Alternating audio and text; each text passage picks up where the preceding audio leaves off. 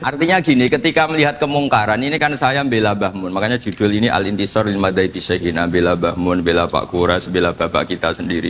Kita tidak pernah punya guru-guru yang melihat kemungkaran itu reaktif. Tapi secara referensi, yang reaktif zaman dulu pun ada. Wa ilaman yuziru al-bughdollah. Ada orang yang memperlihatkan ketidaksukaannya. Ya kita secara referensi itu ya ada kelompok yang seperti itu. Mulai dulu ya ada. Ada yang tidak ngambil sikap. Nah ini sangat Jawa sekali. Wa ilaman yu'ridu anhu wa la yata'radullah. Ya, tapi kamu jangan terus bilang wah Imam Ghazali berarti NU kultural ya ndak. Imam Ghazali itu ada sebelum Mbah Hasyim Asy'ari. Nanti kamu ngait-ngaitkan Imam Ghazali punya KTA NU enggak ya? Enggak ini. Ya jelas ya, ada yang ngambil sikap apa? Yudhirul bughdha, memperlihatkan ketidaksukaannya. Ada yang ngambil sikap yu'ridu anhu wa la yata'radullah. Nah ini yang ketiga, ini yang persis Wali Songo ini yang ketiga ini. Wa ilaman yang zuru ilaihi bi'ainir rahmah.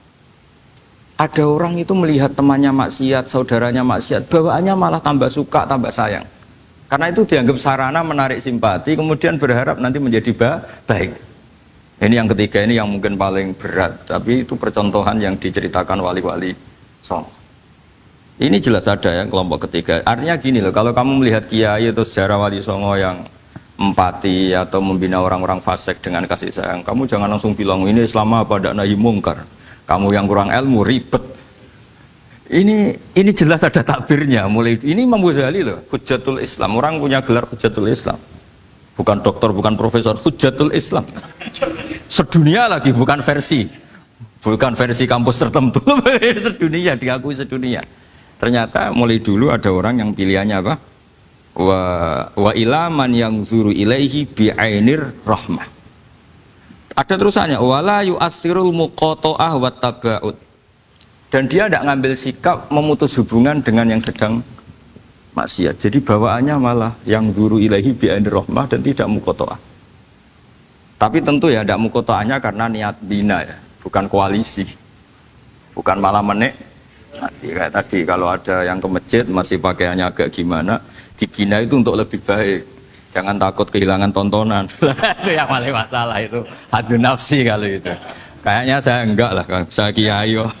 Ini cerita sampai enggak cerita saya. Ya ini jelas nanti kalau yang punya kitab Ihya jelas ikut babnya Kitab Adabil Ulfah wal Ukhuwah. Ya jadi nanti yang kitab naskahnya beda. Itu di Ihya-nya ikut apa? Kitabu Adabil Ulfah wal Ukhuwah. Bab cara merasa empati, kasih sayang. Itu di situ saya pernah baca khatam dan mengajarkannya juga berkali-kali. Dan muasalah saya dengan ulama-ulama dulu yang sudah meninggal. Itu di situ Imam Ghazali kalau dalil itu gini, sampai begini ekstrimnya. Mungkin bagi orang awam tidak ekstrim, tapi bagi ulama itu ekstrim. Fa inna wa ta'ala qadim tanna alaina bi nikmatil ulfah was suhbah. Isqala wa allafa baina qulubihim. Jadi kebencian itu tidak termasuk nikmat yang dihitung Allah. Yang dihitung Allah termasuk kenikmatan itu wa allafa baina qulubihim. Jadi mu'alafa, merasa nyaman dengan teman kita, saudara kita meskipun beda ormas, beda kultur, beda apa, itu bagian dari kenikmatan. Jadi jangan mentang-mentang kamu diminahi mungkar terus adanya kebencian. Itu di Quran jelas, nikmat itu dihitung termasuk pemberian Allah terbesar itu wa allafa bainakum. Bahkan Allah ngendikan lau anfaqta ma fil ardi jami'an ma alafta baina qulubihim walakin Allah alafa bainahum. Rasulullah yang kesayangannya Allah saja dibayangkan Muhammad urusan cinta kasih, urusan kasih sayang, urusan saling mencintai. Andaikan kamu biayai, andaikan negara menggelontorkan APBN untuk rekonsiliasi nasional itu tidak bisa. Karena ini urusan hati. Kamu bisa tak kayak sak miliar seneng wong elek, enggak bisa. Atau ora usah dibiayai wong ayu. Itu kan susah sekali itu. Kamu bisa seneng orang yang nggak pernah berbuat baik sama Anda, enggak bisa. Tapi walakin nawaha allafa, kalau Allah sudah menghendaki itu semuanya bisa. Kita kadang mencintai orang yang nggak pernah berjasa sama kita. Kamu punya teman yang sering takdir kamu nggak pati cocok sama orang yang nggak pernah naktir kamu seneng. Kalau Allah sudah alqal mahabbah, siapa yang bisa mengendalikan kehendak Allah? Kamu punya teman mulai SMP, SMA tidak bisa senang, ketemu pertama di bis senang. Yang bisa ngatur itu siapa kalau nggak Allah? Meskipun cara kok itu witing trisno jalaran kulino, tapi nak Allah menghendaki, pandangan pertama senang, pandangan sangang tahun bosen. Tidak kurang cara kalau makanya para ibu-ibu harus tetap berdoa, ya Allah ya muqallibal qulub. Sabit qalba zauji ala mahabbati. Itu kalau nggak didoakan wah bisa hilang semua itu kan. Suaminya nggak mau berdoa gitu.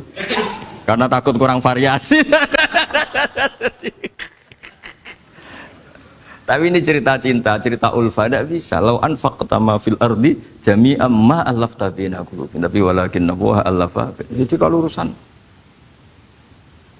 Makanya jenengan harus syukur bawaan saya melihat sampean anak-anak BG itu cinta. Padahal nggak jelas asal usulnya piye. Terus. Tapi saya sudah 4 tahun kalau 5 tahun ngajar di sini. Diam di Jakarta katanya harus ya. Ya harus. Harus. Itu bahasa keangkuhan harus. Karena kalau di kitab fikih itu ijabu malam yajid termasuk dosa besar. Karena berarti musyarri apa? Ya Pak Sarkasi ya. Iya, di Sulam Taufik jelas termasuk dosa besar ijabu malam yajib.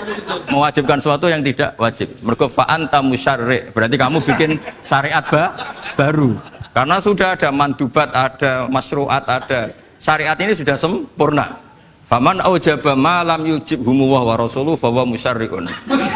Jadi berarti dia musyarrik baru. Bahasa karsanya kayak ngaku nabi baru.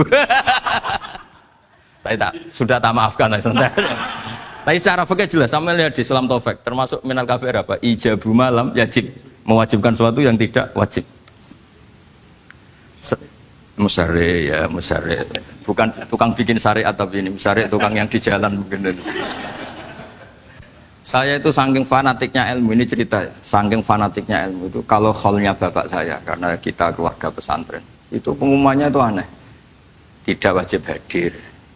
Karena takut ijabu malam, karena trennya pesantren itu gitu, kalau alumni itu harus hadir pas khol atau pas pengajian mulut. Kalau saya karena fanatik ilmu itu nggak pernah ada undangan sampai sekarang. Saya ngiyai sudah 2005 bapak, sampai sekarang nggak pernah ada undangan karena takut ijabu malam yajib. Karena saya orang bener, maksudnya ada kayak ini. Ini kacau ini. Saya ini lebih tua, lebih kiai, diatur yang lebih muda. Ini enggak orang Indonesia ini, Pak. Kalau orang Indonesia itu sopan ya.